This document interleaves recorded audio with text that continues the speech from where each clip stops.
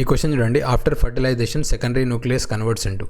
So బేసిక్గా fertilization అయినాక secondary nucleus male గ్యామెట్తోని ఫ్యూజ్ అయ్యి మనకి ఒక ట్రైప్లాయిడ్ ఎండోస్పర్మ్ ఫామ్ అవుతుంది అనమాట. ట్రైప్లాయిడ్ ఎండోస్పర్మ్ అనేది ఫామ్ అవుతుంది. సో మన ఆన్సర్ ఏంటంటే ఎండోస్పర్మ్. జైగోట్ అనేది మనకి మేల్ గ్యామెట్ ఎక్సెల్తోని కంబైన్ అయినప్పుడు మనకు ఫామ్ అయ్యేది జైగోట్. సో ఇట్లా బేసిక్గా ఈ యాంజియోస్పర్మ్స్లో ఈ టైప్ ఆఫ్ మనం చూస్తామన్నమాట.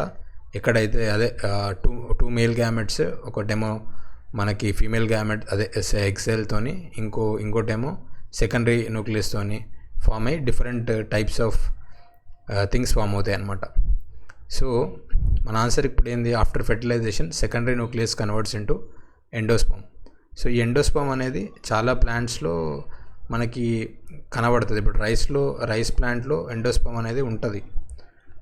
అట్లే పీస్ అలాంటి ప్లాంట్స్లో ఏంటంటే అది నీకు గ్రోత్ స్టేజ్లో అది కన్జ్యూమ్ అయిపోతుంది అనమాట, న్యూట్రియంట్స్ లాగా.